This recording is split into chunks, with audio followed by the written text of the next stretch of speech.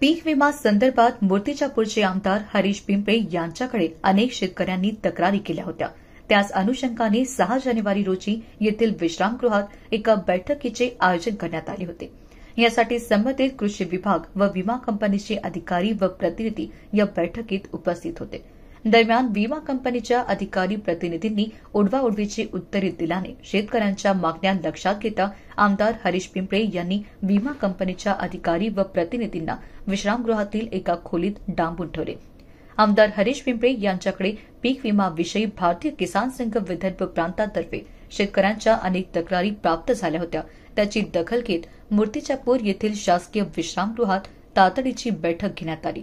त्या बैठकीला जिल्हा कृषी अधीक्षक, तहसीलदार, तालुका कृषी अधिकारी, भारतीय किसान संघाचे प्रतिनिधी आणि कुरुम तसेच मूर्तिजापूर तालुक्यातील जवळपास 500चे वर शेतकरी उपस्थित होते। यावेळी विमा कंपनीचे अधिकारी आणि कृषी विभागाला चांगलेच धारेवर धरले।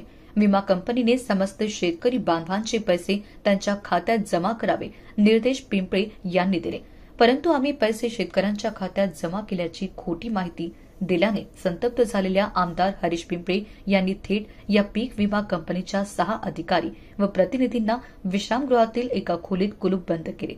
जोपर्यंत शेतकऱ्यांच्या खात्यात पीक विम्याचे पैसे जमा होत नाही तोपर्यंत हे अधिकारी कुलूप बंद राहतील अशी भूमिका आमदार पिंपळे यांनी घेतली।